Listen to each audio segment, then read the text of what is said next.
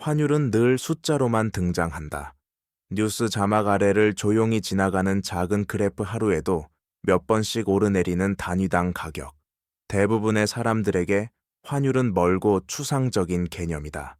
그러나 역사적으로 위기는 언제나 이 조용한 숫자에서 시작되었다. 환율은 위기를 예고하지만 결코 직접 말하지 않는다.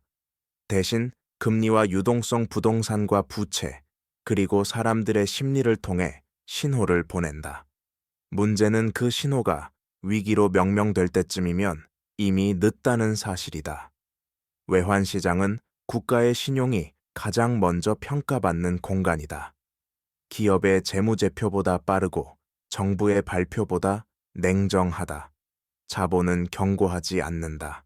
조용히 떠날 뿐이다. 환율이 급격히 흔들릴 때 그 이면에서는 외화 유동성이 마르고 단기 부채의 만기가 다가오며 신용 프리미엄이 높아진다. 하지만 이 모든 과정은 대부분 보이지 않는다. 숫자는 움직이지만 원인은 숨겨진다. 사람들은 묻는다. 위기는 갑자기 오는 것인가? 역사적 사례는 분명히 말한다. 위기는 결코 갑자기 오지 않는다. 다만 우리가 신호를 무시했을 뿐이다. 외환 보유액이 충분하다는 말이 반복될수록 CDS 프리미엄이 서서히 오를수록 금리와 환율의 방향이 어긋날수록 이미 균열은 시작된다. 그 순간에도 일상은 계속된다. 대출은 늘고 자산 가격은 유지되고 소비는 멈추지 않는다. 이 다큐멘터리는 환율이라는 숫자 뒤에 숨겨진 구조를 따라간다. 위기는 어디에서 시작되고 어떻게 확산되며 결국 개인의 삶에 어떤 흔적을 남기는지. 지금 우리가 보고 있는 이 숫자가 무엇을 말하지 않고 있는지, 그 침묵의 의미를 하나씩 해부해 보기로 한다. 이 숫자들이 단순한 경제 지표가 아니라 우리의 삶과 직접 연결되어 있다고 느껴진다면 여러분의 생각을 댓글로 남겨주시고 경제의 그림자 채널을 구독해 주세요. 환율 뒤에 숨겨진 이야기는 지금부터가 시작입니다. 위기는 언제나 눈에 띄지 않는 변화에서 시작된다. 시장이 먼저 반응하는 것은 주가도 부동산도 아니다. 바로 금리와 환율이다. 금리가 오르는데 환율이 함께 불안해진다면 그 국가는 이미 외부 자금에 의존하고 있다는 신호를 시장에 보내고 있는 셈이다. 특히 단기 외채 비중이 높고 외화 조달 구조가 취약한 국가일수록 환율의 작은 흔들림은 빠르게 증폭된다. 문제는 이 과정이 너무 조용히 진행된다는 점이다. 초기 징후는 늘 합리적으로 보인다. 수입 물가 상승, 글로벌 긴축 영향, 일시적 자본 이동이라는 설명이 뒤따른다. 하지만 환율이 일정 수준을 넘어 지속적으로 상승할 때 그 이면에서는 외화 유동성이 점점 마르고 있다. 은행들은 외화 조달 비용이 높아지고 기업들은 환해지 비용을 감당하기 어려워진다. CDS 프리미엄은 천천히 올라가지만 대중의 시야에는 잘 들어오지 않는다. 이 시기 가장 위험한 신호는 아직 괜찮다는 집단적 확신이다. 외환 보유액 수치가 반복해서 언급되고 과거보다 제도가 개선되었다는 말이 힘을 얻는다. 그러나 시장은 현재가 아니라 방향을 본다. 부동산 가격이 유지되고 소비가 꺾이지 않는 동안에도 외환 시장은 이미 출구를 계산하고 있다. 위기의 징후는 언제나 경제의 가장 차가운 공간에서 먼저 나타난다. 그리고 그 신호를 해석하지 못한 대가는 언제나 개인의 삶으로 전가된다. 경제 충격은 단순한 사건이 아니라 구조적인 작동 원리의 결과다. 환율이 흔들리기 시작하면 그 파장은 금융 시스템 전체로 확산된다. 외화로 빌린 부채의 가치가 순간적으로 커지고 기업과 가계의 재무 구조는 압박을 받는다. 특히 금리가 이미 높은 상태라면 환율 상승은 이중의 부담으로 작용한다. 원화 가치가 하락할수록 외채 상환 부담은 커지고 이는 다시 신용 위험을 키운다. 시장은 이 흐름을 매우 빠르게 반영한다. 은행은 가장 먼저 움직인다. 외화 유동성이 불안해지면 대출 문턱은 높아지고 단기 자금 시장은 경색된다. 이는 실물 경제로 직격탄이 된다. 기업은 투자를 미루고 고용은 위축된다. 부동산 시장 역시 예외가 아니다. 금리 상승과 유동성 축소가 동시에 진행되면 자산 가격은 더 이상 버티지 못한다. 겉으로는 조정처럼 보이지만 내부에서는 신용 붕괴가 진행된다. 이 과정에서 중요한 지표는 항상 눈에 잘 띄지 않는다. CDS 프리미엄 은행 간 금리, 스프레드 외화 스왑 시장의 변동성 같은 지표들은 위기의 진짜 속도를 보여준다.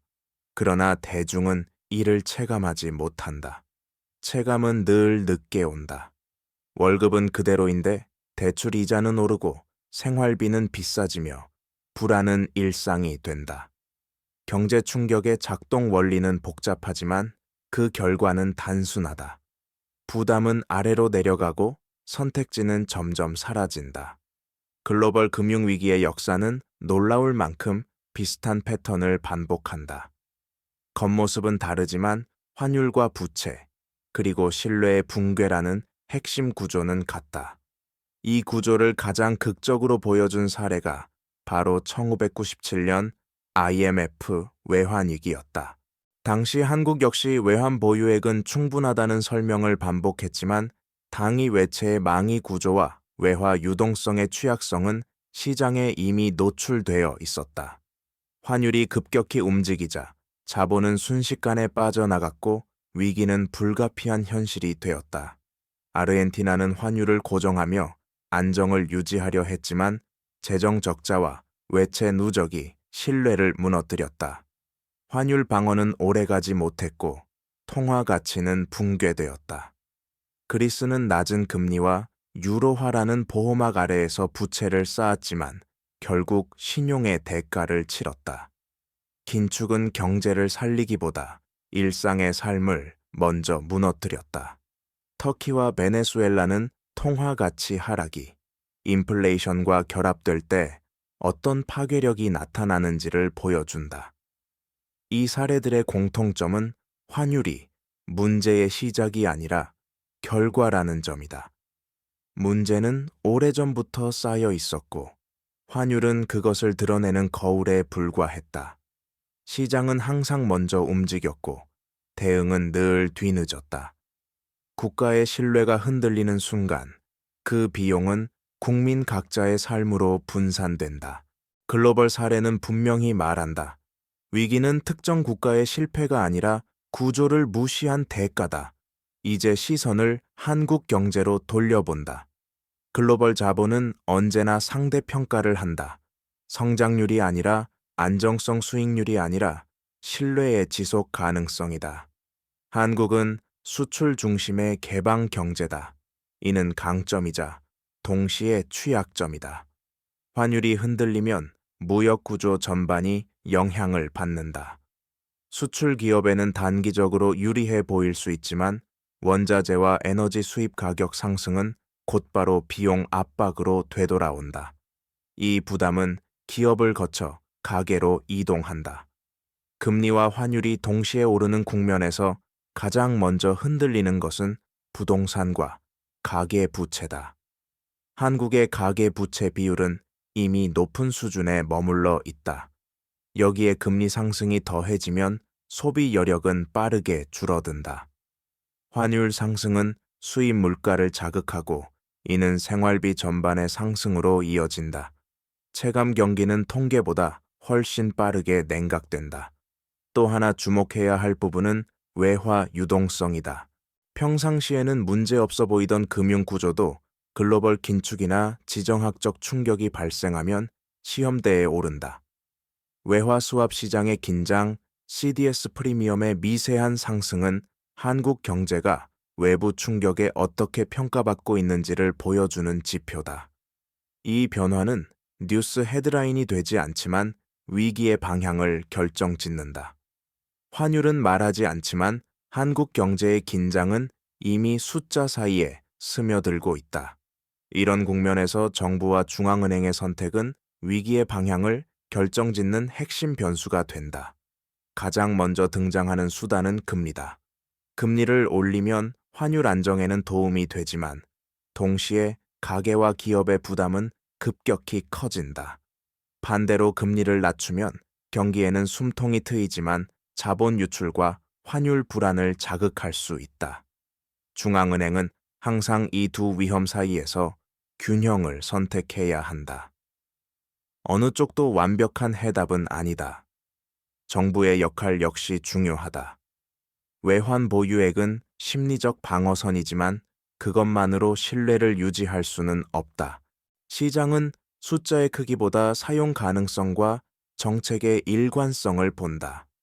재정 지출이 늘어나는 시점에서 국가 부채의 방향이 불투명해지면 환율은 다시 압박을 받는다. 단기적인 안정 조치가 반복될수록 구조 개혁의 필요성은 더 커진다. 또 하나 간과하기 쉬운 부분은 커뮤니케이션이다. 정부와 중앙은행의 발언 하나하나는 시장의 기대를 바꾼다. 위기를 과소평가하는 듯한 메시지는 오히려 불안을 키운다. 반대로 지나친 공포 역시 자본 이동을 앞당긴다. 신뢰는 정책 그 자체보다 정책을 어떻게 설명하고 얼마나 일관되게 유지하느냐에서 만들어진다. 대응은 숫자로 이루어지지만 그 성패는 결국 믿음의 문제다. 위기가 구조의 문제라면 개인에게 남는 질문은 단순하다. 이 흐름 속에서 나는 무엇을 준비해야 하는가? 환율과 금리는 것이 지표이지만 그 영향은 매우 개인적으로 다가온다. 가장 먼저 점검해야 할 것은 부채 구조다. 변동금리 비중이 높은 대출 외화와 연동된 금융상품은 환율 변동기의 위험을 키운다. 금리가 오르고 환율이 불안해질수록 현금 흐름의 안정성은 생존의 기준이 된다. 자산 역시 재평가가 필요하다. 부동산은 오랫동안 안전자산으로 인식되어 왔지만 유동성이 줄어드는 국면에서는 가장 느리게 움직이며 가장 크게 흔들린다. 반대로 과도한 기대 수익을 전제로 한 투자는 작은 충격에도 무너진다. 중요한 것은 수익률이 아니라 회복 가능성이다. 위기 국면에서 자산은 불어나는 속도보다 지키는 능력이 더 중요해진다. 무엇보다 필요한 것은 정보에 대한 태도다. 단기적인 환율 등락에 휘둘리기보다 금리 방향과 신용지표의 흐름을 함께 보는 시각이 필요하다. 개인은 시장을 통제할 수 없지만 준비할 수는 있다. 위기는 모든 사람에게 같은 속도로 오지 않는다. 준비된 사람에게 위기는 손실이 아니라 선택의 시간으로 다가온다. 환율은 끝내 진실을 직접 말하지 않는다. 대신 우리에게 질문을 던진다. 지금의 구조는 지속 가능한가? 이 성장은 빛 위에 서 있는가? 안정이라는 단어는 실제인가? 아니면 기대에 불과한가? 위기의 마지막 장면은 언제나 숫자가 아니라 사람의 삶에서 완성된다. 일자리를 잃는 순간 집을 지키지 못하는 선택 앞에서 미래를 미루는 결정 속에서 위기는 비로소 현실이 된다. 역사는 반복되지 않지만 운율은 닮아 있다. IMF 외환위기 이후 제도는 분명히 강화되었다. 그러나 제도가 모든 위험을 제거하지는 못한다. 글로벌 자본의 속도는 더 빨라졌고 충격은 더 넓게 전파된다. 환율의 미세한 변화, CDS의 작은 움직임, 유동성의 긴장감은 모두 같은 방향을 가리킨다. 그 방향을 읽는 일은 전문가만의 몫이 아니다. 이 다큐멘터리가 남기고자 하는 메시지는 단순하다. 위기는 공포의 대상이 아니라 이해의 대상이라는 점이다. 이해는 대비로 이어지고 대비는 선택의 여지를 만든다. 환율이 말하지 않는 진실은 언제나 구조와 신뢰에 관한 이야기다. 그리고 그 신뢰를 지키는 마지막 주체는 국가도 시장도 아닌 각자의 판단이다. 숫자를 바라보는 시선을 바꾸는 순간 위기는 경고가 되고 미래는 준비가 된다. 위기의 그림자는 항상 금융시장 바깥에서 더 짙게 들이운다. 환율과 금리는 숫자로 움직이지만 그 여파는 노동시장에서 먼저 체감된다. 기업은 비용을 줄이기 위해 채용을 미루고 비정규직과 하청 구조부터 조정이 시작된다. 통계상 실업률은 즉각 반응하지 않지만 고용의 질은 서서히 무너진다. 안정적인 직장이라는 개념이 흔들릴 때 개인의 소비와 미래 계획은 동시에 위축된다. 이 과정에서 소비 심리는 중요한 전환점을 맞는다. 사람들은 지출을 줄이기 시작하고 이는 다시 기업 매출 감소로 이어진다. 경제는 숫자보다 심리에 의해 더 빠르게 얼어붙는다. 환율 상승이 곧바로 모든 사람의 삶을 바꾸지는 않지만 불안이 확산되는 순간 경제는 스스로 브레이크를 건다. 위기의 전염 경로는 금융에서 시작해 심리를 거쳐 실물로 확산된다. 이때 가장 취약한 계층은 언제나 준비할 여력이 없던 사람들이다. 위기는 평등하게 오지 않는다. 같은 환율 상승이라도 누군가에게는 불편함이고 누군가에게는 생존의 문제다. 그래서 환율을 이해한다는 것은 단순한 경제 지식이 아니라 사회 전체의 구조를 읽는 일과 맞닿아 있다. 금융 시스템 내부에서는 또 다른 균열이 동시에 진행된다. 은행과 금융기관은 위험을 줄이기 위해 대출 기준을 강화하고 이는 신용 경색으로 이어진다. 평소에는 문제없이 연장되던 대출이 갑자기 까다로워지고 자금 조달 비용은 눈에 띄게 상승한다. 특히 중소기업과 자영업자는 이 변화를 가장 먼저 체감한다. 매출이 줄어드는 상황에서 금융 접근성까지 낮아지면 사업은 버티는 문제가 아니라 존속의 문제가 된다. 이 시점에서 유동성은 단순한 자금이 아니라 생존 자원으로 변한다. 중앙은행이 시장에 유동성을 공급하더라도 그것이 실제 경제 주체에게 도달하기까지는 시간과 조건이 필요하다. 금융시장과 실물 경제 사이에는 언제나 간극이 존재한다. 숫자상으로는 안정되어 보이지만 현장에서는 자금이 돌지 않는 상황이 발생한다. 이 간극이 길어질수록 신뢰는 더 빠르게 훼손된다. 거래는 줄고 결제는 지연되며 경제는 스스로 속도를 낮춘다. 위기의 중반부는 언제나 이렇게 진행된다. 환율이 이미 한 차례 움직인 뒤 보이지 않는 곳에서 신용과 유동성이 동시에 마르는 국면이다. 이때부터 위기는 통제가 아닌 관리의 영역으로 넘어간다.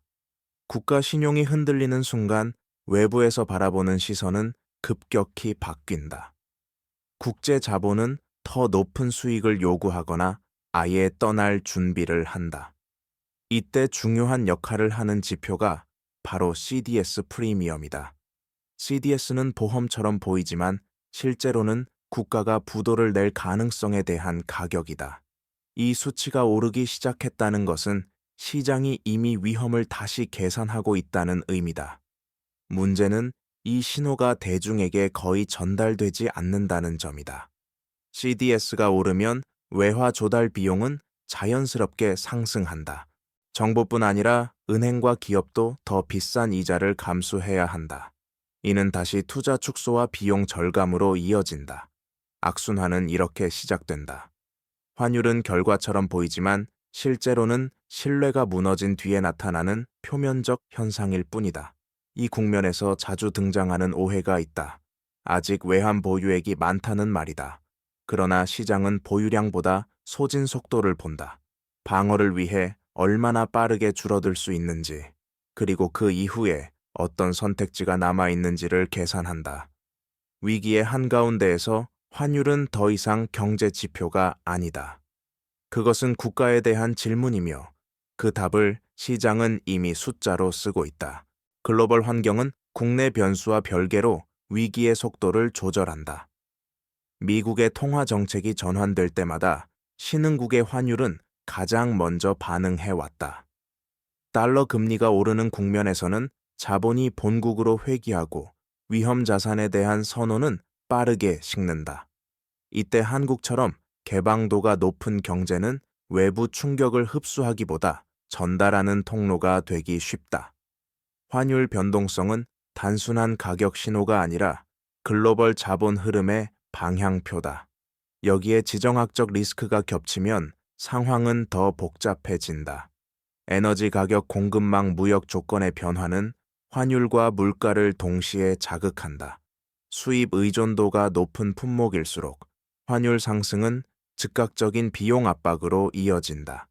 기업은 가격 정가와 마진 축소 사이에서 선택을 강요받고 가게는 체감 물가 상승을 통해 충격을 느낀다. 이 시점에서 중요한 것은 단일 사건이 아니라 중첩 효과다. 금리 환율 원자재 가격이 동시에 움직일 때 경제는 완충 장치를 잃는다. 글로벌 환경은 국내 정책의 여지를 줄이고 선택의 비용을 높인다. 위기는 내부에서 시작될 수도 있지만 외부 조건이 맞물리는 순간 급격히 현실이 된다. 정책 대응이 반복될수록 시장은 또 다른 질문을 던진다. 이 안정은 얼마나 지속될 수 있는가? 단기 처방이 길어질수록 구조의 부담은 누적된다. 환율 안정을 위해 외환 보유액을 사용하면 심리는 잠시 진정되지만 동시에 방어 여력은 줄어든다. 유동성 공급은 숨통을 틔우지만 신용의 질을 회복시키지는 못한다. 시장은 숫자의 방향보다 정책의 일관성과 다음 선택지를 본다. 이 국면에서 재정과 통화의 조합은 특히 중요해진다. 재정이 확장되고 통화가 긴축되면 충돌이 생기고 통화가 완화되고 재정이 불안정하면 신뢰가 흔들린다. 정책 간 엇박자는 환율 변동성을 키운다. 환율은 경제의 천계다. 열을 낮추려는 시도가 원인을 치료하지 못하면 천은 다시 오른다. 정책의 시간과 시장의 시간은 다르다. 시장은 하루 만에 판단을 바꾸지만 정책은 단계적으로 움직인다. 이 간극이 커질수록 변동성은 증폭된다. 위기의 후반부로 갈수록 중요한 것은 더 많은 조치가 아니라 덜 흔들리는 방향이다. 불확실성을 줄이는 일, 그 단순한 목표가 가장 어려운 과제가 된다. 위기가 장기화될수록 구조의 민낯이 드러난다. 생산성보다 자산 가격에 의존해온 성장 내수보다 외부 수요에 기댄 확장 단기 성과를 우선한 재무 전략은 환율 변동 앞에서 취약해진다. 기업은 비용 구조를 재편하고 공급망을 재검토하며 외화 노출을 줄이려 한다. 하지만 조정에는 시간이 필요하다. 그 사이 불확실성은 고용과 투자 결정을 계속 미루게 만든다. 가계 역시 선택의 압박을 받는다. 소득은 정체되는데 물가는 오르고 금리 부담은 누적된다. 이때 소비는 방어적으로 변한다. 필수 지출을 제외한 모든 선택이 연기되고 이는 다시 내수 둔화로 이어진다. 환율의 파동은 이렇게 실물의 리듬을 바꾼다. 빠르게 반응하는 금융과 달리 회복이 더딘 실물은 상처를 오래 안고 간다. 이 국면에서 중요한 전환점은 기대의 재정렬이다. 과거의 성장 공식이 더 이상 작동하지 않는다는 인식이 확산될 때 경제는 방향을 바꿀 여지를 얻는다. 환율이 던지는 질문은 결국 하나다. 지금의 구조가 다음 충격을 견딜 수 있는가? 그 답을 준비하는 과정이 위기의 진짜 후반부다. 위기의 말미로 갈수록 사람들은 다시 환율을 본다.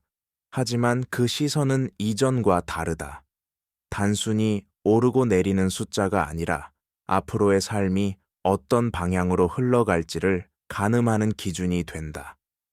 환율이 일정 범위에서 안정되기 시작하면 안도감이 퍼지지만 그 안정이 구조적 회복을 의미하지는 않는다. 많은 위기에서 환율은 먼저 멈췄지만 삶은 한참 뒤에야 회복되었다. 이 시점에서 자주 간과되는 것이 시간의 비용이다. 기업이 무너지고 일자리가 사라지고 가계의 재무 구조가 훼손되는 데는 짧은 시간이면 충분하다. 반대로 신뢰를 회복하고 소득을 회복하며 미래 계획을 다시 세우는 데는 훨씬 긴 시간이 필요하다. 위기는 순간이지만 그 흔적은 세대에 걸쳐 남는다. 그래서 환율 안정 이후의 국면이 더 중요하다. 그 시기는 선택의 결과가 드러나는 시간이다. 위기 이전의 구조로 돌아갈 것인가 아니면 다른 방향을 모색할 것인가.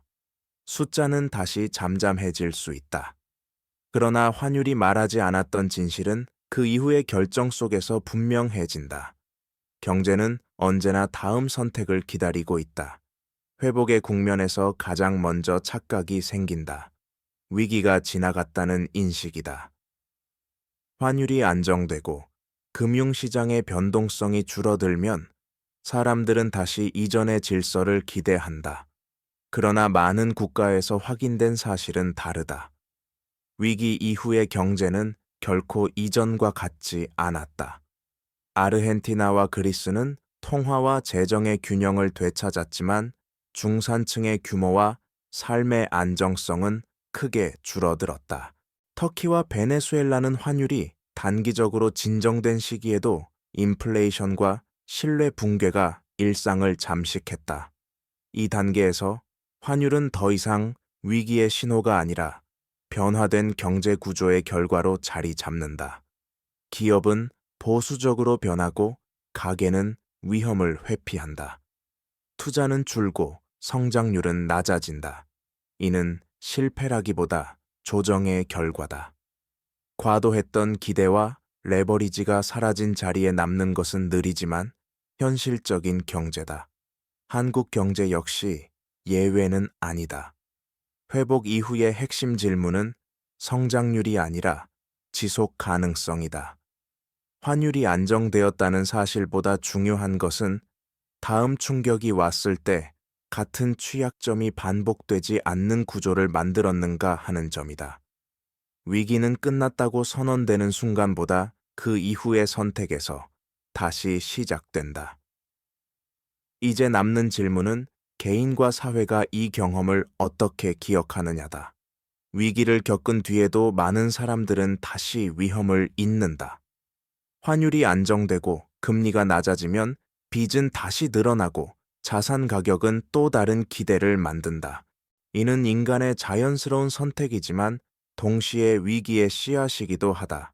기억되지 않은 위기는 반복된다. 경제는 숫자의 역사이기 이전에 선택의 역사다. 사회적 차원에서 중요한 것은 안전망의 역할이다. 위기 국면에서 소득이 끊긴 가계 자금이 막힌 자영업자 일자리를 잃은 노동자는 회복의 속도에서 가장 뒤처진다. 환율의 충격이 불평등을 확대하는 이유는 여기에 있다. 금융 충격은 짧지만 사회적 비용은 길다.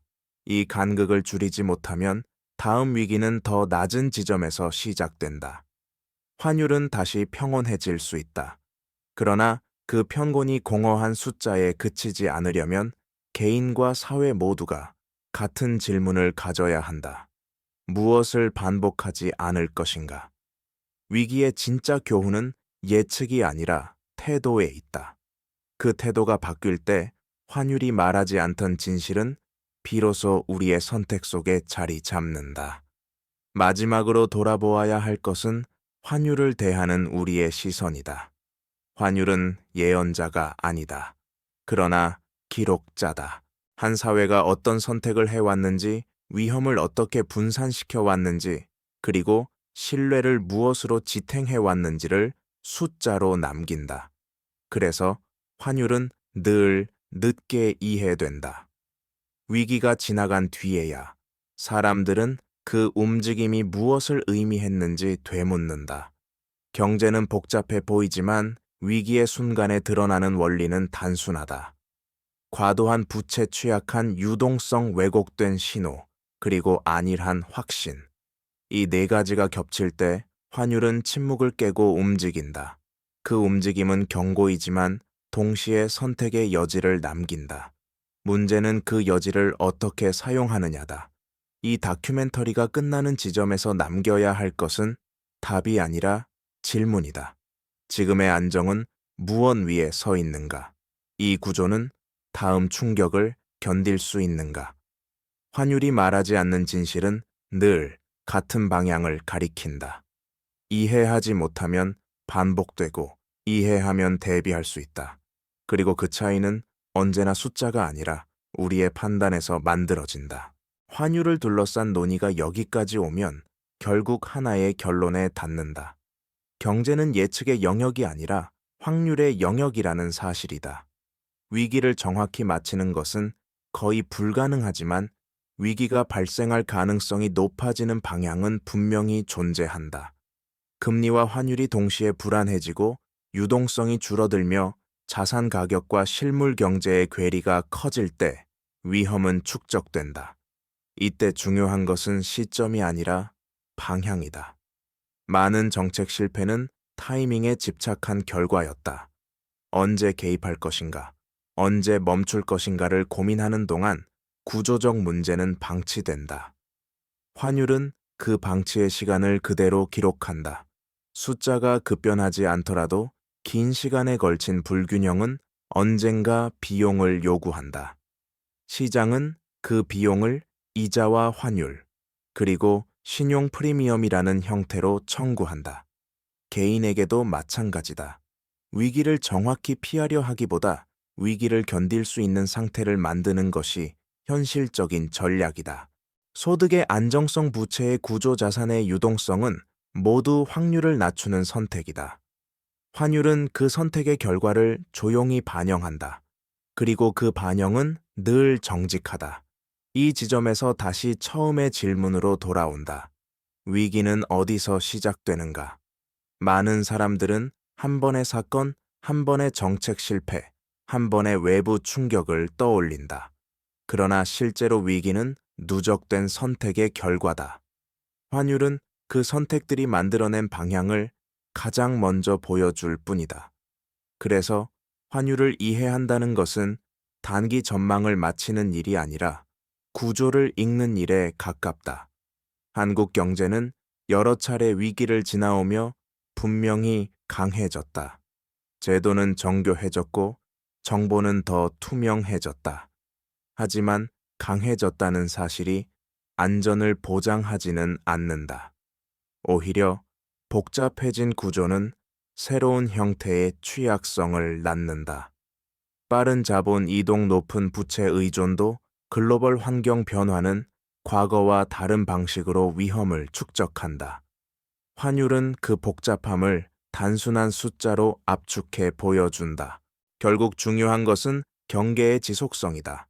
위기가 닥쳤을 때만 환율을 바라보는 것이 아니라 평온할 때 그 의미를 해석하는 태도다. 숫자가 조용할수록 질문은 더 필요해진다. 지금의 안정은 우연인가 구조인가? 이 질문을 멈추지 않는 사회만이 다음 위기 앞에서 선택의 여지를 가질 수 있다. 이제 위기의 끝자락에서 가장 중요한 변수가 남는다. 바로 시간이다. 경제는 한순간에 무너지지만 다시 쌓이는 데에는 훨씬 긴 시간이 필요하다. 환율이 안정되고 시장이 진정된 이후에도 개인의 삶은 즉각 회복되지 않는다. 소득은 쉽게 돌아오지 않고 사라진 기회는 통계에 남지 않는다. 위기는 숫자로 끝나지 않고 기억으로 남는다. 이 시기 사회 전체에 퍼지는 감정은 조심스러움이다. 소비는 신중해지고 투자는 보류된다. 이는 비관이 아니라 학습의 결과다. 한번 균열을 경험한 경제는 이전처럼 무모해지지 않는다. 문제는 이 조심스러움이 장기 침체로 굳어질 때다. 신뢰를 회복하지 못한 경제는 성장보다 생존에 머문다. 환율은 이 정체의 시간을 그대로 반영한다. 크게 움직이지 않지만 활력도 없다. 그래서 회복의 마지막 단계에서 필요한 것은 속도가 아니라 방향이다. 당위 반등이 아니라 다음 충격에도 무너지지 않을 구조. 환율이 조용할수록 그 구조는 더 철저히 점검되어야 한다. 위기의 끝은 언제나 다음 국면의 시작이기 때문이다. 마지막으로 남는 것은 선택의 책임이다. 경제 위기는 자연재해처럼 보이지만 그 전개 과정은 인간의 결정으로 채워져 있다. 환율이 불안해질 때 어떤 정책을 선택했는지, 위험이 누적될 때 어떤 신호를 외면했는지, 그리고 안정의 순간에 무엇을 준비하지 않았는지가 모두 결과로 돌아온다. 환율은 그 판단의 합계를 숫자로 보여줄 뿐이다. 개인 역시 예외는 아니다. 위기를 통과한 사람들의 공통점은 미래를 정확히 예측했기 때문이 아니라 불확실성을 전제로 움직였다는 점이다. 최악을 가정하고 준비한 사람은 충격을 견딜 수 있었고, 낙관에 의존한 사람은 선택지를 잃었다. 환율의 변동은 개인의 삶에서 계획과 현실이 얼마나 다른지를 드러내는 시험지와 같다. 이 다큐멘터리가 끝나는 자리에서 환율은 다시 조용한 숫자로 돌아갈 것이다. 그러나 그 침묵 속에는 분명한 메시지가 남아있다. 위기는 시작을 알리지 않지만 준비하지 않은 대가는 반드시 남긴다. 환율이 말하지 않는 진실은 결국 하나다. 경제는 멀리 있지 않다. 그것은 매일의 선택 속에서 만들어지고 그 선택의 결과를 우리는 언젠가 반드시 마주하게 된다. 이제 이 이야기를 마무리할 시간이다. 환율은 오늘도 변한다. 오르고 내리는 숫자는 다시 일상이 되고 사람들은 또 다른 뉴스에 시선을 돌린다. 그러나 환율이 남긴 흔적은 쉽게 사라지지 않는다. 그것은 한 사회가 위험을 어떻게 다뤘는지, 불균형을 얼마나 오래 방치했는지에 대한 기록이다. 위기는 끝났다고 선언될 수 있지만 그 기록은 다음 선택의 출발점으로 남는다. 경제를 이해한다는 것은 미래를 맞히는 일이 아니다. 그것은 신호를 해석하고 구조를 의심하며 평온한 시기에 질문을 멈추지 않는 태도다. 환율이 안정적일수록 그 이면을 들여다봐야 한다. 부채는 어떤 속도로 쌓이고 있는지, 유동성은 충분한지, 신뢰는 어디에서 지탱되고 있는지. 이 질문들이 사라지는 순간 위기는 다시 조용히 자라난다. 이 다큐멘터리가 남기고 싶은 마지막 메시지는 단순하다. 환율은 결코 진실을 숨기지 않는다. 다만 우리가 보려 하지 않을 뿐이다. 숫자를 넘어 구조를 읽는 시선 공포가 아닌 이해로 대응하는 태도. 그것이 개인과 사회 모두에게 남겨진 가장 현실적인 생존 전략이다. 그리고 그 선택은 언제나 지금 이 순간부터 시작된다. 이 침묵 속에서 마지막으로 남는 것은 각자의 자리에서 감당해야 할 현실이다. 경제는 거대한 구조이지만 그 무게는 언제나 개인의 어깨 위에 내려앉는다. 환율이 흔들릴 때 가장 먼저 달라지는 것은 선택의 폭이다. 이직을 미루고 소비를 줄이며 미래 계획을 수정하는 일상적인 결정들이 모여 하나의 시대를 만든다. 위기는 이렇게 조용히 사람들의 삶의 방향을 바꾼다. 그래서 경제 다큐멘터리가 던져야 할 질문은 단순한 전망이 아니다. 우리는 무엇을 기준으로 안전하다고 느끼는가? 높은 자산 가격인가? 낮은 실업률인가? 아니면 위기에 대응할 수 있는 여유인가? 환율은 이 질문에 대한 사회의 집단적 답변이다. 안정이라는 단어가 반복될수록 그 근거를 점검해야 하는 이유가 여기에 있다. 이야기의 끝에서 환율은 다시 숫자로 돌아간다. 그러나 그 숫자를 바라보는 시선만큼은 달라져야 한다. 오르내림이 아니라 맥락을 사건이 아니라 구조를 읽는 시선. 환율이 말하지 않는 진실은 늘 그곳에 있다. 듣느냐, 지나치느냐의 차이만 남아 있을 뿐이다. 마지막 장면에서 환율은 더 이상 경고의 숫자가 아니다. 그것은 우리가 지나온 선택들의 요약이다. 위기의 순간에 무엇을 우선했고 평온한 시기에 무엇을 미뤘는지가 환율의 궤적에 남아있다. 그래서 환율을 이해한다는 것은 공포를 키우는 일이 아니라 책임을 자각하는 일이다. 숫자가 흔들릴수록 질문은 분명해진다. 이 구조는 얼마나 견고한가? 이 안정은 누구의 희생 위에 서 있는가? 경제는 늘 불완전하다. 완벽한 정책도 완벽한 시장도 없다. 그러나 반복을 줄일 수는 있다. 금리와 환율 부동산과 부채 유동성과 신뢰를 함께 바라보는 시선이 쌓일수록 위기의 깊이는 얕아진다. 개인의 선택 역시 같다. 무리한 기대를 줄이고 여유를 남기며 최악을 가정하는 태도는 수익을 줄일 수는 있어도 생존 가능성은 높인다. 이 다큐멘터리는 답을 제시하지 않는다. 대신 시선을 제안한다. 환율을 사건으로 보지 말고 과정으로 바라보는 시선. 숫자에 놀라기보다 구조를 읽는 습관. 환율이 말하지 않는 진실은 언제나 조용하다. 그러나 그 침묵에 귀를 기울이는 순간 위기는 더 이상 갑작스러운 재앙이 아니라 대비 가능한 현실이 된다.